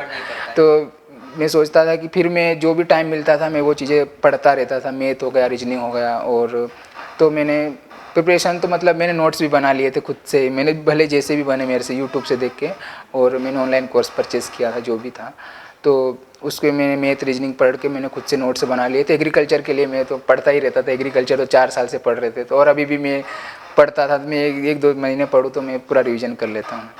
तो मेन तो वही रहता था, जो 50% आता था तो उसको मैं अपने पैरेलल में चलने देता था कॉलेज की पढ़ाई के साथ। तो मोटिवेशन की अगर बात कहूँ तो मैं मोटिवेशन के लिए सबसे पहले मैं अपने घर से ही मोटिवेट हुआ। सबसे पहले मेरे को किसी की मोटिवेशन की ज़रूरत नहीं पड़ी। मैं ना मोटिवेशन वीडियो देखता था ना कुछ भी नहीं, मैं सबसे पहले अपने घर को देख के ही मोटिवेट हुआ। मैं अपने मम्मी पापा, अपने परिवार को देख के ही मोटिवेट हुआ। सब लोग गांव में सबकी अलग अलग कंडीशन रहती है क्या है, और तो माँ बाप किस तरीके से अपने लिए मेहनत करते हैं क्या है, किस तरीके से उनका वो जूते वो कपड़े नहीं लेंगे, अपने लिए लेंगे, अपने लिए पैसे इकट्ठे करेंगे। तो वो चीज़ें हमेशा मेरे माइंड में गड़ती थी मुझे कि नहीं यार कुछ भी हो जाए मुझे इस दलदल से निकलना है और किसी भी हालत में अपने को कुछ अच्छा परिवार के लिए करना है। परिवार के लिए कुछ तो मैं ये सब मोटिवेट अपने परिवार से ही होता था, अपने घर से ही होता था कि प्रॉब्लम होती थी उन्हीं को देख के मेरे को किसी और वो मोटिवेशन हमेशा आपके अंदर रहता है परमानेंट रहता है। लेकिन आप कुछ बाहरी मोटिवेशन देखते हो ना तो वो कभी आदमी के लिए 2 महीने या कुछ दिनों के लिए रहता है, 1 साल रहेगा या 1-2 दिन, फिर आदमी वही नॉर्मल हो जाता है। लेकिन जो आपकी कंडीशन है, आपका मैं मेरी बोल रहा हूँ, आपका कुछ और भी हो सकता है, क्योंकि हर किसी का लाइफ अलग अलग होता है, हर किसी की परवरिश अलग तरीके से होती है। मैं मेरी कह रहा हूँ, और सबका अपने आप अंदर से मोटिवेट रहिए तो आप हमेशा अच्छा करेंगे और ज़रूर आपका फ्यूचर के लिए अच्छा ही होगा। तो आप मोटिवेशन के लिए वीडियो भी देख सकते हैं, लेकिन अंदर से मोटिवेट होना एक अलग ही रहता है कि आदमी को किसी भी तरीके से बाहर से डोज देने की रिक्वायर नहीं होता है। तो मैं यही कहना चाहूँगा कि अपने काम को अच्छे से करिए, ईमानदारी से करिए और मेहनत से करिए। और 3 चीज़ें मेरे हिसाब से मैंने कहीं पढ़ा था, डॉक्टर APJ अब्दुल कलाम की कुछ मेरे को पूरा याद नहीं आ रहा, लेकिन उसके 3 पॉइंट मुझे याद है कि कुछ पाने के लिए 3 चीज़ें आदमी को मतलब ध्यान में रखना चाहिए। कुछ भी हो, एनीथिंग, जॉब हो या पढ़ाई हो या कुछ भी हो सकता है। सबसे पहला है कि पैशन रखना है आपको काम के लिए, और कड़ी मेहनत करना है आपको, और कंटिन्यूटी रखना है। ये 3 चीज़ें कि कंटिन्यूटी ज़रूरी है आपकी, और आपको हार्ड वर्क भी करना है, और आपको पैशन भी रखना है, क्योंकि पैशन रखना ही पड़ता है। पैशन अगर नहीं रखेंगे तो आदमी क्या तुरंत वो ऐसा है कि अरे यार ये नहीं हुआ अब तो मैं छोड़ छाड़ रहा हूँ। तो यही कहना चाहूँगा कि आपको धैर्य रखिए, आपको काम करते रहिए, तो आप एक दिन ज़रूर आपका जो भी गोल है, आपका काम है, आपको ज़रूर मिलेगा। और मैं यही कहना चाहूँगा कि अपने काम को और अपने माता पिता का उनको ध्यान में रख के आपका काम करिए, तो आप अच्छा ही करोगे। चलो भाई, ये तो हो गई अपनी पढ़ाई वाली बात हो गई जी, ठीक है, और मोटिवेशन का भी आपने जैसे हमें दर्शकों को बता ही दिया है जी। लेकिन हम जानना चाह रहे हैं आपसे, क्योंकि पढ़ाई के दौरान ऐसा होता है, वही बात हो गई, डिप्रेशन आ रहा है, जी। स्ट्रेस आ रहा है जी। उससे फिर आपका एंजाइटी होना हो गई, ठीक है, जी। फिर तबीयत भी खराब होती है, हाँ, वो भी बहुत सारे फेस करते हैं अपनी पढ़ाई के दौरान। जी। तो आप अपने आप को खुश रखने के लिए क्या करते हो, क्योंकि वो चीज़ें भी बहुत ज़रूरी है ये बात सही बोली कि आदमी को खुश रहना जरूरी है। मैं अगर खुश नहीं रहोगे तो, वैसे मैं बहुत कम खुश रहता था मैक्सिमम लोगों को ऐसे, लेकिन खुश रहना चाहिए, हाँ, लेकिन ऐसा रहे कि खुश रहना बहुत ज़रूरी है। अगर हम खुश नहीं रहेंगे ना तो हमारे अंदर मतलब जो फिजिकली जो प्रॉब्लम रहती है, हम बीमार पड़ते हैं, वीकनेस आती है, तो क्या खुश एक वो भी हमारा एक कैरेक्टर है हमारी बॉडी के लिए कि हमें खुश रहना है, तो हमारे एंजाइम्स अंदर के जो हैं वो जो भी ठीक रहे, ताकि किसी भी प्रकार की हमारी बॉडी हेल्थ को ख़राब, मतलब बॉडी को दिक्कत ना हो, बीमार ना हो, हेल्थ ख़राब ना हो। तो खुश रहने के लिए मैं क्या करता था कि मेरा शौक़ है कि मैं मैक्सिमम में जैसे पढ़ाई हो गई तो बोर हो जाता, तो मैं वही आजकल वही चल रहा है कि आदमी मोबाइल चालू कर लेता है और कुछ अच्छी अपनी पसंद की चीज़ें, मान लो सबकी अपनी अपनी पसंद है, कोई मैच देख रहा है, कोई म्यूज़िक सुन रहा है, कोई कुछ सीरियल देख रहा है, कोई मूवी देख रहा है। तो मैं इस तरीके से मैं घूमना मेरा बहुत कम हुआ है। मेरी जैसे कि बोलते हैं ना कि यहाँ गया कुछ प्रोग्राम हो, वहाँ शादी हो गई, वहाँ रिश्तेदार में जाना है, लेकिन जैसे मेरी स्कूली शिक्षा, जैसे मैंने 12वीं पास की, उसके बाद से मैंने सब चीज़ें मेरी छूट गई, मैं जा ही नहीं पाया, मतलब ना शादी में गया ना कहीं प्रोग्राम में, बहुत ना के बराबर मैंने चीज़ें की है। मैं बस वही मोबाइल चला लिया करता था और कि दोस्तों से बातें, सबसे बड़ा है कि दोस्तों से बातचीत करो, ये बहुत अच्छी चीज़ है। मोबाइल तो ठीक है, मोबाइल तो आजकल सबके पास है, लेकिन अगर आपको मतलब ऐसे पढ़ाई से मन भर गया है तो आप दोस्तों से बात करिए और आप उनसे बातचीत करें, आप अपनी चीज़ें शेयर करिए, तो बहुत अच्छा लगता है, मन भी हल्का हो जाएगा आपको अंदर से। मान लो कोई माइंड में चीज़ें आपको काट रही है कि नहीं यार ऐसा है वैसा है, खुद में सोचते रहते, किसी को कुछ पता नहीं है, तो आप आपके दोस्तों को बताइए, उनको बताइए, तो वो ज़रूर आप मतलब अच्छा लगता है और वो भी कुछ आपके लिए कुछ हो सकता है अच्छा बता दे, कुछ सुझाव दे आपको। क्योंकि जब तक हम लोग किसी को अपनी प्रॉब्लमें या दिक्कत नहीं बताएंगे तो वो अपने ही अंदर सोचते रहेंगे, तो क्या मतलब है उसका, वो तो अपने लिए दिक्कत ही दे रहा है कहीं ना कहीं। हम बहुत सारे लोग, कुछ लोग उल्टा सीधा सोचते हैं, कुछ लोग सुसाइड का भी सोच लेते हैं, लेकिन वो तो ज़िंदगी में कभी नहीं करना है। मैं तो यही सजेस्ट करूँगा कि ऐसी चीज़ें माइंड में कभी ना लाए, और सुसाइड करने से क्या है, जो मिला है, जीवन मिला है, नौकरी तो एक क्या है, नौकरी तो हम हमारे लाइफ के लिए, पढ़ाई नौकरी तो इसलिए कर रहे हैं कि हमारे पास कुछ जीने के लिए साधन हो जाए, नौकरी ही सब कुछ नहीं है। मैं तो यही कहता हूँ, नौकरी हमारे जीवन का हिस्सा है, ताकि हम सर्वाइव करवाएं इस लाइफ में, मतलब जीवन में। इसीलिए ताकि नौकरी अगर कोई मतलब हम ये नहीं कर पा रहे यार, ये नौकरी नहीं हमारी यहाँ सिलेक्ट नहीं हो पाए, तो मैं बोलता हूँ कि डिमोटिवेट ना हो, और जो भी होगा अच्छा होगा, कहीं ना कहीं कुछ आप अच्छा करोगे। आपके अंदर चाहे अच्छा हो बुरा हो जी, जो भी आपके माइंड में चीजें चल रही है जी, तो आप उनको शेयर करिए आपके दिमाग में जो भी चीजें, हाँ, आपके दोस्तों के साथ जो भी उलझने आ रही है, जो भी परेशानी है, वो अपने से बड़ों के साथ या फिर आपके जो भी करीबी हो, आपके दोस्त हो गए, उनके साथ शेयर करिए। शेयर करने से क्या होगा, आप बहुत सी चीज़ें ऐसी होगी जो आपको पॉइंट ऑफ व्यू दिखने को मिलेंगे, सामने जो आपके दोस्त रहेंगे, आपके जो बड़े रहेंगे, करीबी रहेंगे, वो आपको चीज़ें बताएंगे कि कैसे उन चीज़ों से निकलना है, कैसे डील करना है उनके साथ, और फिर दोबारा से आप अपने काम में लग जाएंगे उसी खुशी के साथ, उसी लगन के साथ और उसी मेहनत के साथ। जी, और अब अभी भी करंट में मैं अभी जैसे आपको आपने बता ही दिया है, मैं एईओ के पोस्ट पे बैतूल में का वर्क में हूँ। तो अभी भी आदमी क्या है, फिर भी आदमी के माइंड में पता नहीं चलता ही रहता, नहीं यार अब ये तो हो गया, अब ये करना है। तो ये भी आदमी के अंदर बहुत वो रहता है, सेटिस्फेक्शन ही नहीं होता।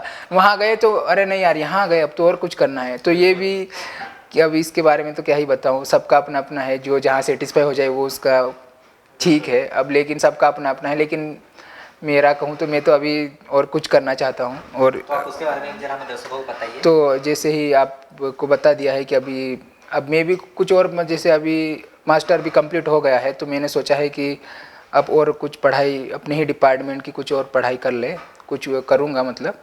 तो जैसे पीएससी का हो गया या वो भी कर सकते हैं, और अपना जैसे असिस्टेंट डायरेक्टर एग्रीकल्चर की जो पोस्ट आती है उसके लिए भी प्रिपेयर करूँगा, मैंने सोचा है। अभी तो सोचा है, सिर्फ करा नहीं है। अगला मतलब आपका गोल जो है, हाँ, सोचा है, अब वो पता नहीं कि हो पाएगा कि नहीं। वो बोलते हैं ना, रास्ते आगे जाके पता नहीं रहते, उसी तरीके से सोच जरूर लिया है, इस रास्ते पे जाना है, लेकिन प्लान कर रखा है, लेकिन वो होगा नहीं होगा वो टाइम बताएगा।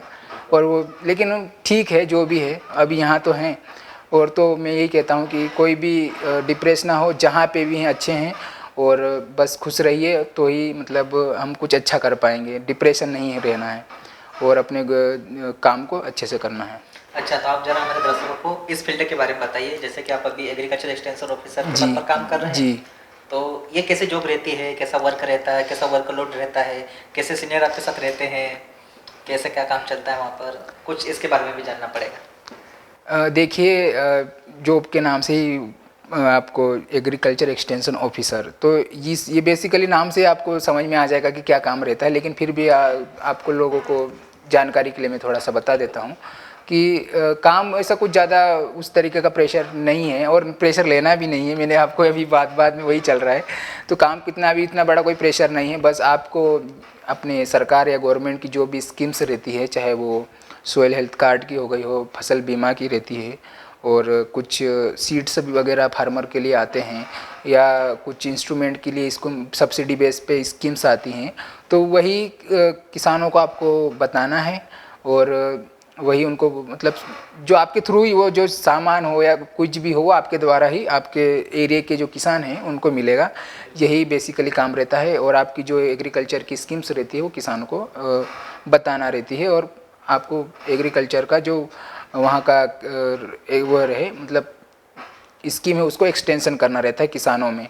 यही बेसिकली काम रहता है और प्रेशर बोले तो कुछ नहीं रहता है। और आपके सीनियर की बात करें तो सीनियर भी किसी प्रकार से कोई प्रेशर नहीं है, और अच्छे से काम करिए और जॉब अच्छे से, कोई प्रॉब्लम नहीं है। अच्छा एक बात और करते हैं अपन कि जैसे एग्जाम की तैयारी में करते हैं जी, हमारा जो गोल रहता है, तो कुछ लोग हमको ऐसे भी मिलते हैं हमारे चारों तरफ आसपास जी, एनवायरनमेंट में, जो हमको ये बोलते हैं यार तुझसे ये नहीं होगा, ये तुम नहीं कर पाओगे, जी, जी, है ना, बोलते हैं ना तुमसे ना हो पाएगा। जी, जी। तो उनके लिए आप क्या कहना चाहोगे?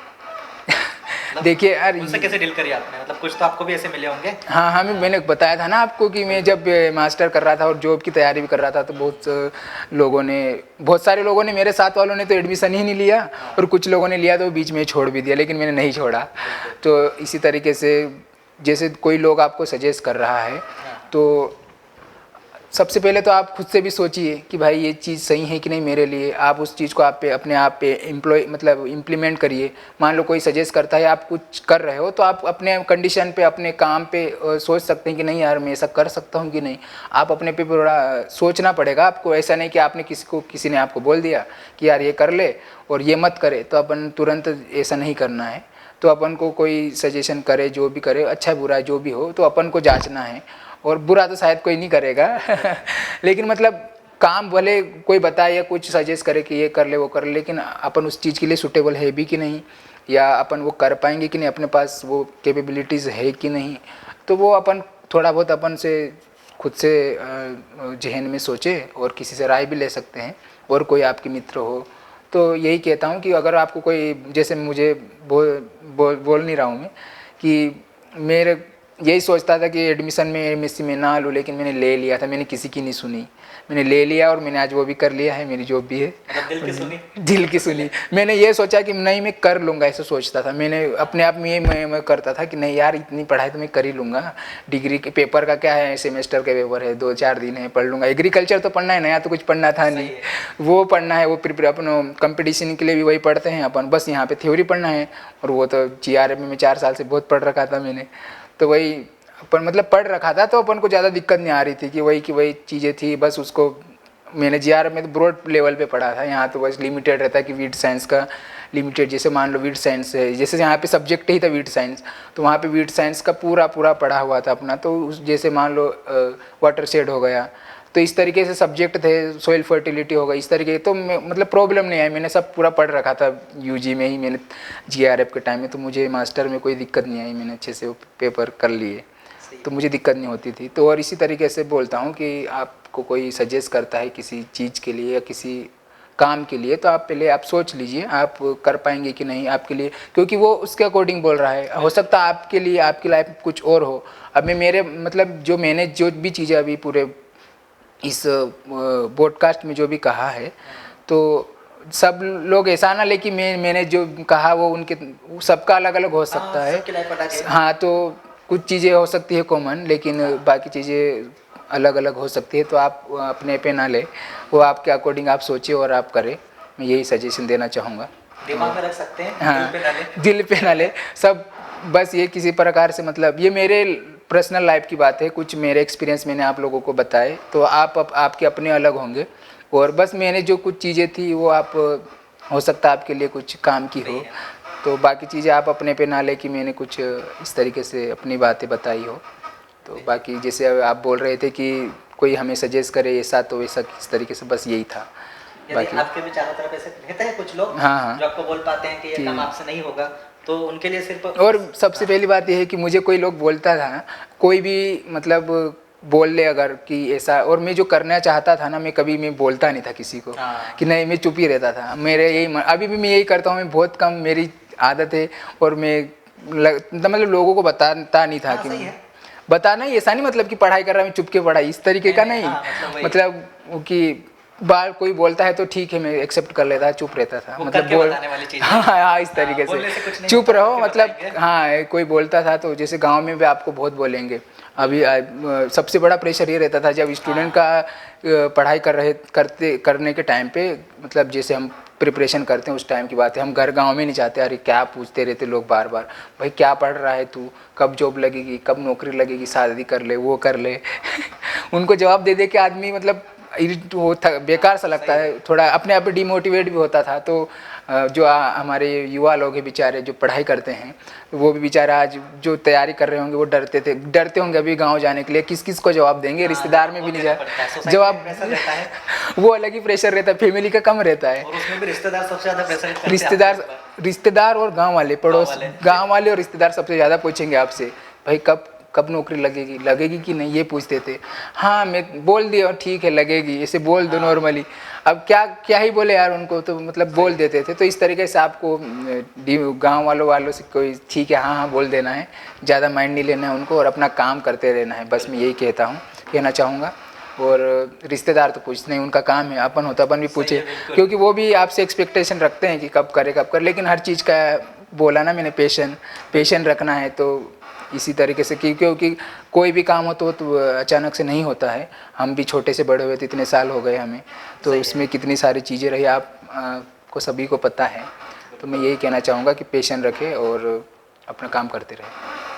आप भी तैयारी कर रहे हो, और यदि आपके भी चारों तरफ ऐसे कुछ अपवाद मिलते हो आपको, सामाजिक अपवाद जिनको बोलते हैं अपन, उनको माइंड नहीं लेना है, उनको बिल्कुल अपने को ज़्यादा इग्नोर करना है, ठीक है। और उनके लिए बशीर बद्र साहब की बस और वहाँ पे आती है मुझे जी कि हम भी दरिया हैं, हमको भी अपना हुनर मालूम है, हम भी दरिया हैं, हमको भी अपना हुनर मालूम है, जिस तरफ भी चल पड़ेंगे रास्ता हो जाएगा।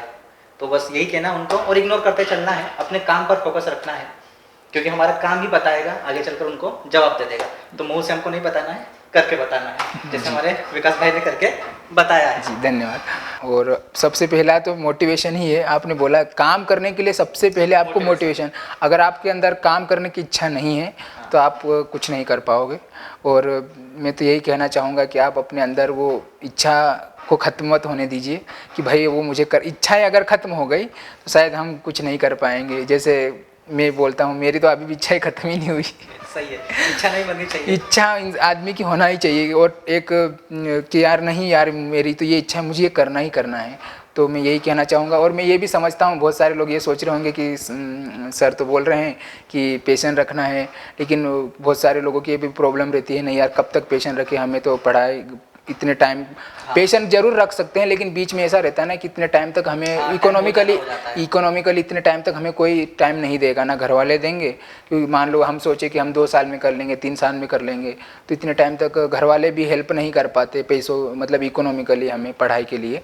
तो ठीक है, मतलब अपने गोल को अपने करते रहिए तो आप जरूर जल्द ही अपने एम को आप जरूर अचीव करेंगे। का सही तरीका यही है कि सबसे पहले आप जो गोल सेट कर रहे हो, आपका जो टारगेट है वो सही होना चाहिए, सही दिशा में होना चाहिए।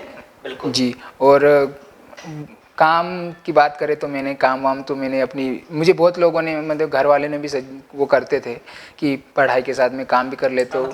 नहीं कुछ लोग करते हैं, मैं समझता हूँ, और जो कर सकते हैं वो कर भी सकते हैं। मैं ऐसे नहीं बोल रहा हूँ कि पढ़ाई करो, और मैं तो कहता हूँ कि जो जैसा कर सके वो कर सकता है, पढ़ाई भी कर सकता है, काम भी कर सकता है, दोनों काम कर सकता है। कुछ पार्ट टाइम जॉब कर ले, अगर घर से कोई प्रॉब्लम हो, मान लो पैसे नहीं हो पा रहे हैं, रूम किराया देना हो या अपना खर्चा हो, तो क्योंकि स्टूडेंट को तो बिल्कुल दिक्कत होती है, क्योंकि जैसे शहर में तो बहुत चलता है, खर्चा बहुत लगता बहुत खर्चा रहता है। वो किस तरीके से 2,000 रुपये में 1,500 में भी महीना निकालना है। बहुत, यहाँ तक मैं आया हूँ, मैं अभी गिनती नहीं बता सकता हूँ कितने लोग से मेरे से जुड़े होंगे, कि कौन कौन किन लोगों ने मेरी हेल्प की, कौन कहाँ रहा। आप इतने मतलब पहले से लगा के या जहाँ से भी KG1 से आप जहाँ तक आपका गोल है, उसके बीच में कितने लोग इन्वॉल्व है, आप अब बोलो। सभी को धन्यवाद बोल सकते हैं हमारे पॉडकास्ट मैं उन के जी जरिए। मैं उन सभी को धन्यवाद, सबसे पहले मैं मेरे मम्मी पापा को और मेरे सभी टीचर्स को, सभी गुरुजनों को और मेरे दोस्तों को और सभी को बहुत बहुत धन्यवाद देता हूँ, और सभी को बहुत बहुत शुभकामनाएं देता हूँ, और उनका थैंक यू देता हूँ कि मैं आज यहाँ आया हूँ, और उन सभी की बदौलत, और कहीं ना कहीं उनका हिस्सा है मेरी लाइफ में, चाहे वो रिश्तेदार हो, चाहे वो माता पिता तो है ही उसमें, तो के सभी लोगों का बहुत इम्पोर्टेंस है, सभी का बहुत वो है। तो सभी को बहुत बहुत धन्यवाद और थैंक यू देता हूँ मैं सभी को। और सभी बहुत ज़रूरी भी है, जैसे मैंने अभी आपसे बात कही कि जैसे इकोनॉमिकली प्रॉब्लम होती थी, तो जैसे सिस्टर ने मदद कर दी, या आपके भाई ने, किसी का भाई हो, बड़ा भाई हो, छोटा भाई हो, या और भी रिश्तेदार हो, तो वो ज़रूरी है, सपोर्ट ज़रूरी है। नहीं तो अगर मान लो नहीं हो पाता तो बंदा क्या सोचता है कि नहीं यार मैं कुछ काम कर लेता हूँ, वो फिर मजबूरी में करना पड़ता है, फिर अकेला पड़ जाता है ना। तो घर से आदमी को, मतलब इंसान को, अब हमें वो मदद मिल रही है तो वो थोड़ा अकेला सा वो सोचने लग जाएगा कि यार मैं क्या करूँ, काम करूँ, पढ़ाई करूँ, घर से भी। तो घर वालों का सपोर्ट बहुत ज़रूरी है, घर वालों को आप पे विश्वास रखना चाहिए, और आपको भी उनका विश्वास तोड़ना नहीं है। हाँ, होता है, ऐसा अक्सर होता है कि जैसे बड़े शहरों में आकर हो जाता है कुछ परिस्थितियाँ ऐसी अलग हो हाँ जाती ठीक है। है, सब चलता है लाइफ में, मैं तो कहता हूँ सब होना चाहिए, और मैं यही हो कि सबसे बड़ा विश्वास होता है। जीवन के हर पहलू को जीना चाहिए इंसान ने। जीना चाहिए, मैं यही बोलता हूँ कि लेकिन अच्छे तरीके से जीना चाहिए, जी सलीके के साथ जीना जी, चाहिए। और यही कह रहा हूँ कि क्या जो मतलब सभी का सपोर्ट ज़रूरी है, और आप अपने आप पे, खुद पे भी विश्वास रखिए, और घर वालों का भी विश्वास आपको रखना है, और वो भी आपका विश्वास रखे। और घर वाले तो हमेशा हेल्प करते ही हैं, और मैं तो मेरा कहूँ तो मैं सबसे ज़्यादा सपोर्ट मुझे मेरी मम्मी ने किया है, और लगभग करते हैं सभी की मम्मी, और उनका तो रोल कोई बता ही नहीं सकता, सबको पता है। तो सबसे ज़्यादा सपोर्ट मुझे रहा मेरी मदर का, और उसके बाद पापा का, उसके बाद सिस्टर्स का।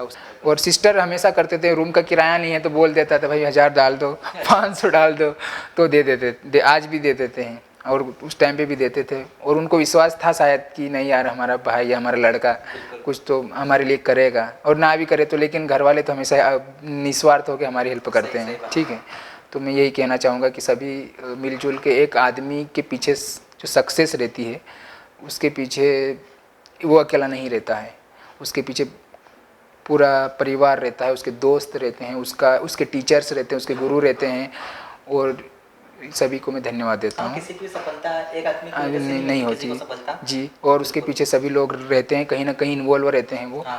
तो उन सभी को मैं धन्यवाद देता हूँ, मेरे टीचर्स को, मेरे गुरु को, मेरे परिवार को, और सभी को, मेरे दोस्तों को। चलिए भाई, बहुत अच्छा लगा आपसे बात करके। तो आज के सेशन में हमने बात करी विकास भाई से, जिन्होंने अपने जॉब के बारे में बताया, कैसे आप मोटिवेट रहेंगे उनके बारे में बताया, कुछ अपनी लाइफ की जर्नी के बारे में उन्होंने बताया है। तो बहुत अच्छी अच्छी बातें आपने करी, इंटरेस्टिंग बातें करी है। और बस आखिरी में इतना ही धन्यवाद करते हैं विकास भाई का जी, धन्यवाद, हमारे साथ जुड़े और जी बातचीत करी, चर्चा करी, और अपने जो भी आइडियाज़ थे, बातें थी, उनको आपके साथ शेयर किया है जी। तो ज़्यादा से ज़्यादा दर्शक हमारे चैनल से जुड़े, यूट्यूब से जुड़े, क्योंकि यूट्यूब करता है युवा की बात। और हमारे चैनल को सब्सक्राइब करें, लाइक करें, और हमें सोशल मीडिया पर फॉलो कर सकते हैं। और यदि आपको लगता है कि किसी और मुद्दे पर, किसी और चीज़ पर, किसी और टॉपिक पर कोई पॉडकास्ट बनाना चाहिए, तो आप कमेंट सेक्शन में हमें बता सकते हैं कि किस टॉपिक पर अगला पॉडकास्ट रहना चाहिए।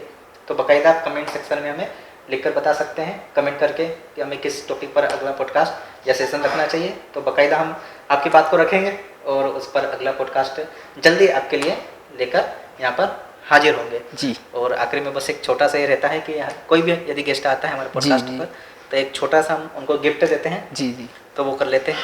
तो जिस प्रकार से विकास जी ने अपनी जो कहानी है आप सभी को बताई है, उसमें आप सभी को कुछ सीखने को जरूर मिलेगा। साथ ही ये अपना जो कीमती समय निकाल के आप लोगों के बीच आए हैं, तो हमें संस्था की तरफ से उनको कुछ एक छोटा सा गिफ्ट है। साथ ही आने वाले भविष्य के लिए आप सभी को यूँ ही मिलते रहेंगे और आपको मोटिवेट करते रहेंगे। ये तो पहली बार है, और कभी आपको कभी मिलना हो तो बिल्कुल जो बैतूल के विद्यार्थी हैं वो इनसे संपर्क कर सकते हैं। साथ ही जो विद्यार्थी इस वीडियो को देख रहे हैं तो वो अपने दोस्तों का अधिक से अधिक शेयर करें और लाइक सब्सक्राइब जरूर करें, क्योंकि और भी बच्चों को इनसे आप मोटिवेट होंगे। आप इनकी जो कहानी है उनसे सुनी होगी, तो जिस प्रकार से इन्होंने अपना सफ़र जारी किया था और यहाँ तक आए हैं, आशा करते हैं और आने वाले टाइम में बहुत बढ़िया पोस्ट पे जाएंगे और आप सभी को और देश की सेवा में अपना जो कार्य है वो करते रहेंगे। तो बहुत बहुत बधाई, शुभकामनाएं विकास जी आपको। धन्यवाद सर आपको, और आपने हमें यहाँ पे आमंत्रित किया और मैंने अपने जो एक्सपीरियंस साझा किए सभी से, ताकि इससे कुछ लोगों को कुछ मिल पाए, कुछ सीखे। और आपको आते रहना है। जी सर, जी। बाकी जो हमारे बच्चे उनको मोटिवेट करते रहना है। जरूर सर। तो मिलेंगे जी सर, अगली मुलाकात में। जी सर, थैंक यू, तब तक के लिए धन्यवाद सर।